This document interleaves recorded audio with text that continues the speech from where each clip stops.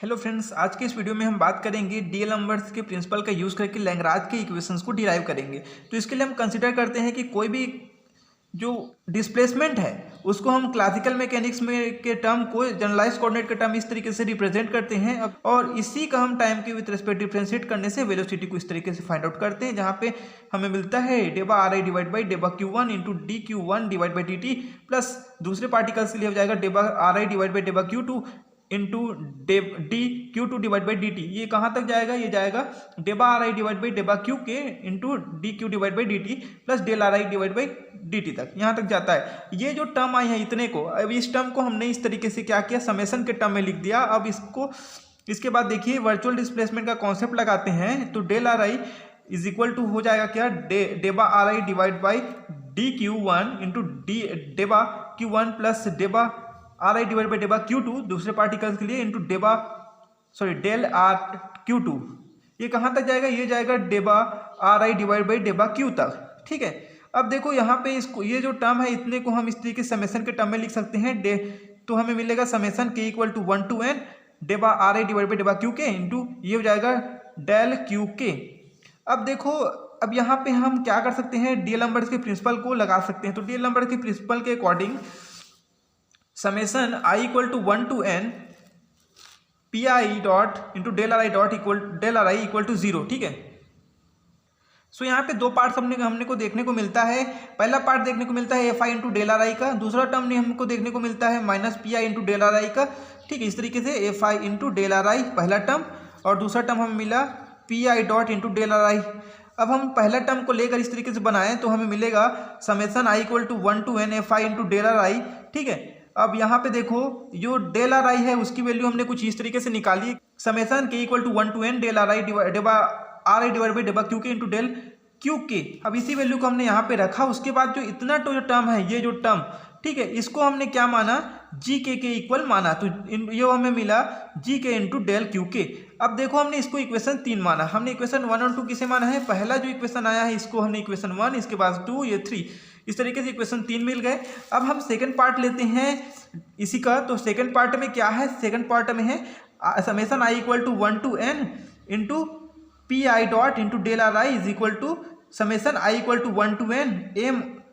यहाँ पे देखो पी आई जो होती है, पी उसको क्या लिख सकते हैं, पी को हम एम वी के टर्म में लिख सकते हैं, क्योंकि देखो यहाँ पे जो इसकी डॉट है तो इस तरीके से हमें पूरे का डॉट हमें मिलेगा।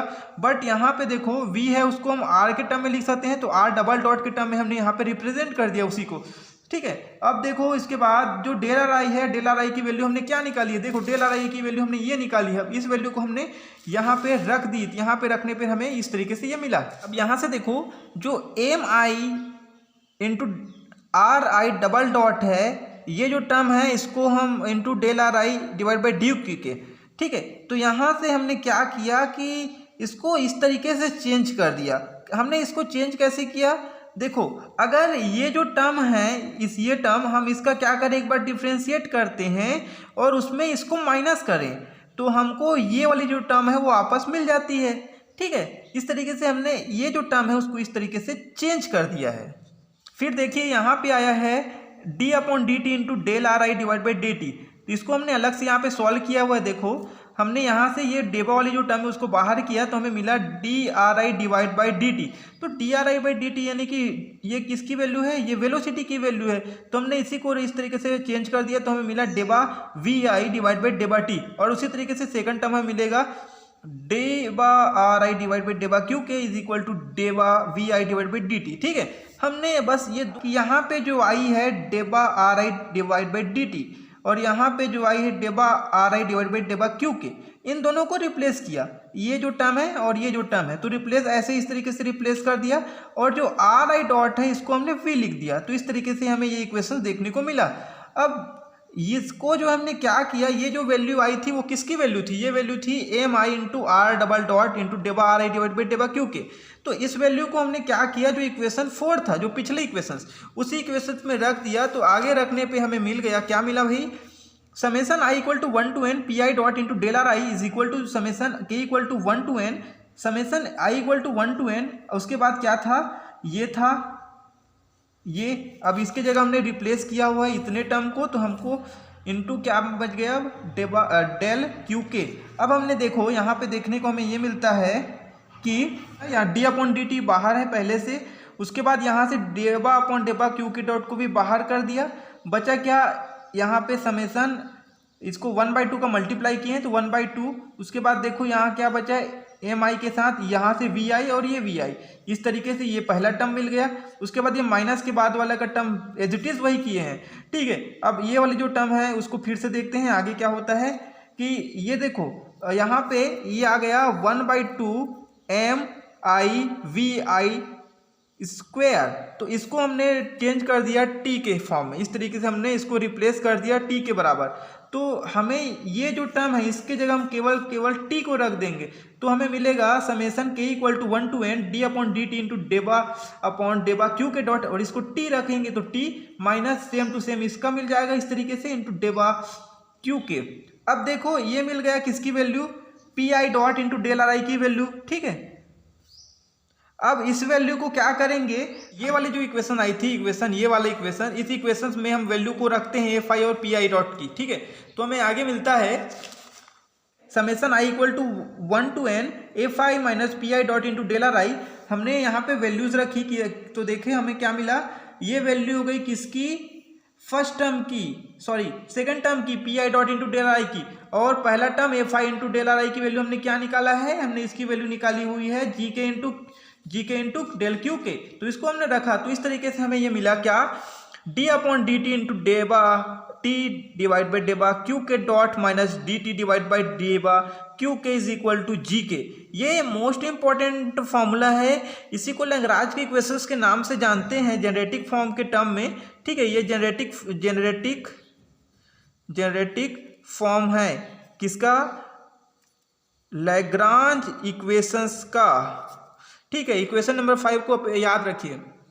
अब इसी को क्या करते हैं हम, कंजर्वेटिव सिस्टम के लिए बात करते हैं। कंजर्वेटिव सिस्टम मतलब ऐसा सिस्टम जिसमें संरक्षी बल काम करता है, तो उसके लिए हम एक अच्छा सा फॉर्मूला जानते हैं कि एफ इक्वल टू होता है माइनस ग्रेडियंट ऑफ वी। तो उसी टाइम को हमने इस तरीके से लिख दिया है, और यहाँ पे ग्रेडियंट को हम इस तरीके से लिख सकते हैं, तो ये हमने लिख दिया। उसके बाद हमने क्या किया कि इसी को जी के है वहाँ पे, सो यहाँ से देखो यहाँ से ये कटेगा ये कटेगा ये कटेगा, और हम इसको मिलाकर जो है मिला जुला रूप में इस तरीके से लिख सकते हैं G K equal to minus डेबा वी डिवाइड बाई डेबा क्यू के। आगे देखते हैं इक्वेशन 5 और 6 से। तो हमने इक्वेशन 5 में देखा था कि D upon D T into डेबा टी डिवाइड बाई डेबा क्यू के डॉट माइनस डेबा टी डिवाइड बाई डेबा Q K is equal to G K होता है, और हमें जी के की वैल्यू निकाल चुके हैं, तो जी के की वैल्यू यहाँ पे इक्वेशन 6 से रख देंगे। तो हमें जो है वह यही इक्वेशन कैसे मिलेगा, इस तरीके से हमें देखने को मिलेगा कि D upon D T into डेबा टी डिवाइड बाई डेबा Q K dot minus D T divide by डेबा Q K is equal to minus डेबा वी डिवाइड बाई डेबा क्यू के। अभी हमने यहाँ पे देखो ये वाली जो टर्म है इसको इस साइड पक्षांतर कर दिए, तो हमें इस तरीके से मिलेगा T minus V divide by डेबा क्यू के, ठीक है। अब देखो यहाँ पे इस इक्वेशंस में देखो यहाँ पे जो ये फंक्शन है किसका फंक्शन है, ये जो है फंक्शन किसका है, क्यू के डॉट का। तो क्यू के डॉट है भाई यहाँ पे पोजीशन कोऑर्डिनेट पे डिपेंड नहीं कर रहा है, तो इसको हम इस तरीके से चाहे तो लिख सकते हैं। अब देखो हम इसको जो है टी माइनस वी जो है इसको एल ऐसे मानते हैं, जहाँ पे एल जो होती है उसी को हम लैग्रांज के नाम से लैग्रांज फंक्शंस के नाम से जानते हैं। तो टी माइनस वी इस तरीके से हमें मिल जाएगा D upon D T into डेबा एल अपॉन डेबा क्यू के डॉट माइनस डेबा एल डिवाइड बाई डेबा Q K is equal to 0। This equation is known as Lagrange equation for conservative system. Conservative system के लिए जो ये जो है लैग्रांज का इक्वेशन होता है। यहाँ पे हमको जो चीज़ें चाहिए होगी, क्या क्या चीज़ें, पहली चीज़ टी चाहिए होगी, दूसरी चीज़ वी चाहिए। तो टी अगर हमको पता है टी और वी, तो हम इसके अकॉर्डिंग क्या कर सकते हैं, हम इसका यूज़ करके लैग्रांज इक्वेशंस को फाइंड आउट कर सकते हैं।